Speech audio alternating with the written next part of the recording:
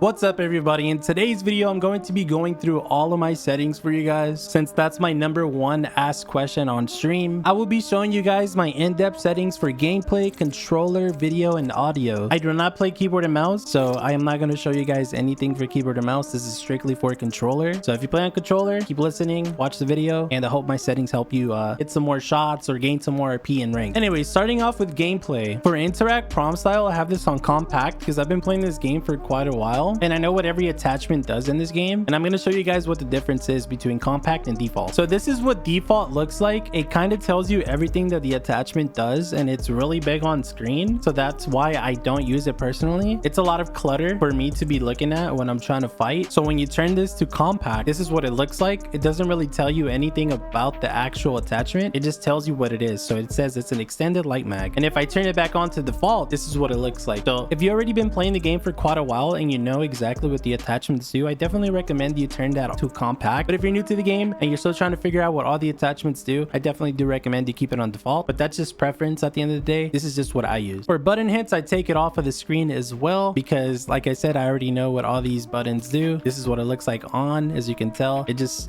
shows your buttons at the bottom. It shows like LB and RB is to use your ultimate, LB is to like use your Q and whatnot, and that's why I turn it off for myself, so I don't see extra clutter. Another thing I have off is the crosshair damage feedback. I think for default it's on X if I'm not mistaken, but as you can see, when you shoot somebody, you see that little X that pops up on screen? That's the whole reason why I turn it off, because it's just extra clutter on screen. And with Apex Legends, there's already so many things going on. I just want to see the least amount of clutter on my screen as possible so I can hit the most amount of shots. And then if you turn on X with shield icon, every time you shoot, it's going to show the little shield icon that they have. So this dummy has red. See how it's not showing anymore? After you break the shield, that little red shield goes away. So honestly, I mean, like I said, if you're new to the game, this probably will help because you'll know exactly what shield to have. But since everybody has their health bar at the top, honestly, I just feel like it's not necessary, and I would just turn this off completely and it'll look clean like this. For damage numbers, honestly, I would turn this off, but I'm so used to seeing this on screen. If you turn it off, it literally just doesn't show the damage that you're doing, and it looks way cleaner. But I'm just so used to having it on and seeing how much damage stacks next to the health that I just keep it on for myself. There's also the other option where it's floating, and it'll show every single bullet you shoot. It'll call it out for you, but I kind of feel like that's way too much clutter on screen to just have it on, so that's why I just keep it at a stacking, because it just stacks and you could be able to call out like, oh, I just did 150 damage to that kid or whatever, you know, like boom, I know exactly how much damage I just did with that one burst, and that's why I keep it on stacking. For the enemy health bar, this is somewhat new. Didn't it come out like 3 to 4 seasons ago? I'm not quite sure, but honestly, I'm not a huge fan of this enemy health bar thing, but if you don't use it, you're kind of putting yourself at a disadvantage, because as you can see, you could literally see the health that they have, and if you have it off, then you're kind of going to be guesstimating how much damage you've done. So I would keep this on even if you've been playing for a long time, because there's just so much more info in the game for you. For ping opacity, I keep it on default because it's just that much easier to see the ping. As you can see, it's just darker, and if you put it on faded, it just looks a lot more faded, like you could barely see that thing.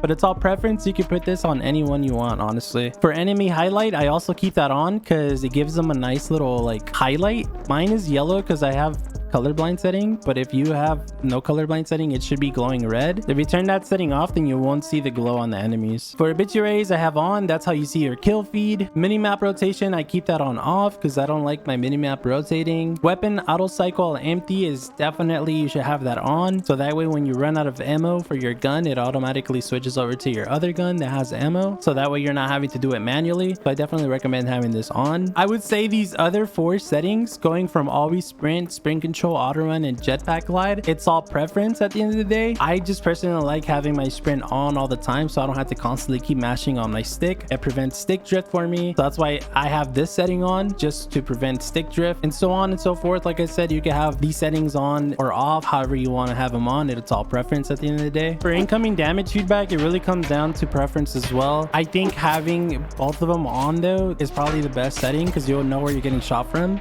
So if I'm standing here and one of these dummies shoots me, let me get closer because the dummy's not hitting me.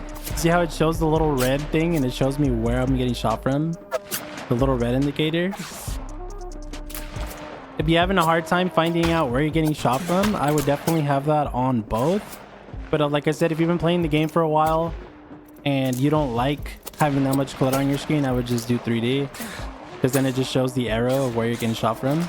But like I said, it's all preference as well. It all depends on how long you've been playing the game or what you like to see on the screen. Taking damage and closing death boxes or crafting menus is one of the settings that I recommend to have off, because every time you take damage and you're trying to grab something like a swap or some ammo or a bat or something from a death box, every time you get shot, it's going to close that menu for you. And that could either make or break your game if you're not able to get your swap and you're getting shot because it keeps closing your death box. So personally, I think having this off so you don't close the death box every time you go in there and get shot is probably the better play. You'll be able to stay in the death box and keep getting stuff that you need, and if you have it on, it's going to keep kicking you out. The rest of these settings all comes down to your preference. I just left them as default. I haven't really messed with any of these settings. The only setting that I did put on was my performance display, so that way I could see how much FPS and stuff I have on the game. It'll show your ping, it'll show your packet loss and all that good stuff. So if you'd like to see if you're lagging or not, I definitely recommend having this thing on. If not, if you don't care, then you can have it off. Like I said, it's all personal preference at the end of the day. This is my custom reticle color. I personally think green is the best to use because it's the easiest to see in all lighting and all elements, but really it just comes down to preference. Like I said, I just think green is the easiest for me to see, but this is the reticle color right here if you want to go ahead and copy that for yourself. And this is what my reticle color looks like, and I just feel like I could see this in any lighting, any shadow.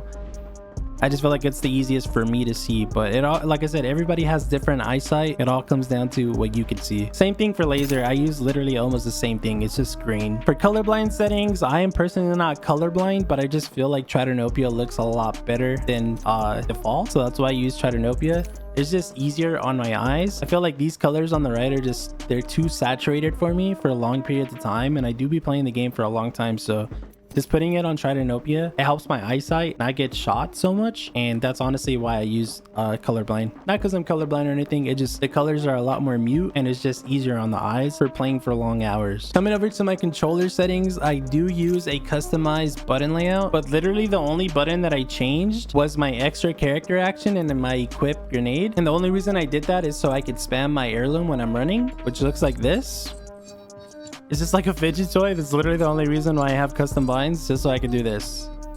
Nothing else. It's literally nothing special, just so I can mess with my heirloom. It's literally the only reason. For my stick layout, I have it on default. For interact and reload buttons, I have it to tap to use and reload. For crouch button, I have it on toggle. I know a lot of people like to use this on hold, but I do play a lot of rank, and sometimes you kind of just need to chill or rat in a building, and having to hold circle just to stay crouched the whole time seems super annoying. So I just keep it on toggle, so that way I could just press it once and I'm gonna stay crouched. But like I said, it's all preference. If you like to spam crouch really fast, hold is probably the better play, but for me, I'm just so used to having it on toggle, and that's why I use toggle. For aiming, I have it on hold for obvious reasons. You don't want to press the button and have it aim for you the whole time, because that could really mess you up. Survival slot button I have off for the same reason I have the custom button, just so I could spam my heirloom. For adaptive triggers, I have it off because honestly I have no idea what it does. For trigger dead zones, I have it on none, because if you have a dead zone on your trigger, that means you have to pull your trigger down lower for it to actually shoot. But if you have it on none, as soon as you press that trigger down, you're gonna start shooting instantly. So I recommend you have this on none. Now for our ALCs, so I do use ALCs, so these settings right here don't really matter. Movement dead zone, I have it on small for the same reason. Like I said, bigger the dead zone, the more it will take for you to move your stick or press your trigger or press the button. And if it's on small or none, as soon as you move that analog stick or as soon as you press that button, it will trigger that action faster. For inverted look, I have it on off. For vibration, I have it on off, but this is all preference. I just feel like the vibration kind of messes up my shot, and if I have it off, I feel like I can have a more steady shot. So take that into consideration, I guess, when you're holding the controller. Try it on or off, whatever feels good to you. That's what I would use. Over to our ALCs,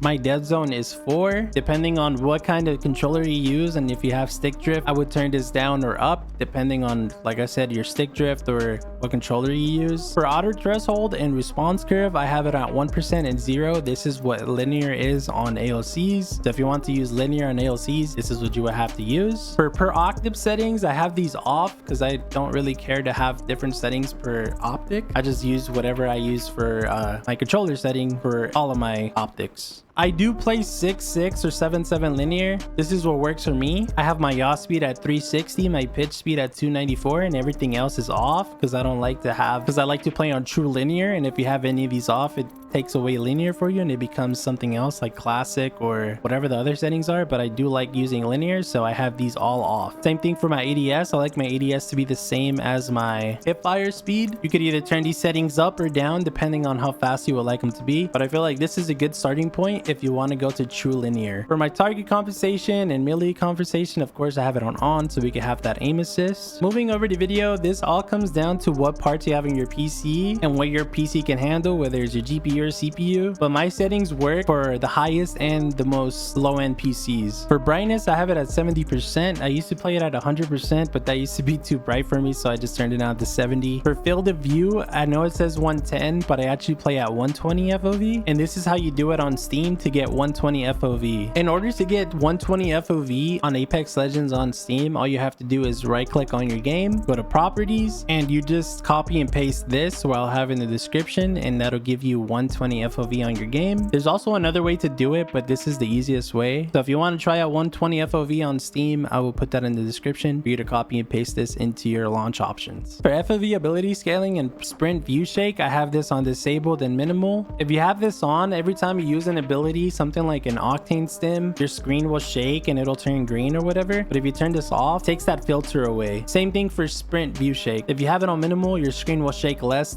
when you're running, and if you have it on normal, it's going to just shake more as you run. These are my video settings. I use these settings to get the most FPS I can out of the game, but I do play everything on low or disabled, like I said, just to get the most FPS that I can. But it's all preference at the end of the day. Use the settings that you like, that look the best for you. Same thing with audio. It's all preference. It all comes down to how loud you want your game to be or how low you want it to be. But these are my settings that I use. I'm not really going to go in depth of what I use. I'm just going to show it.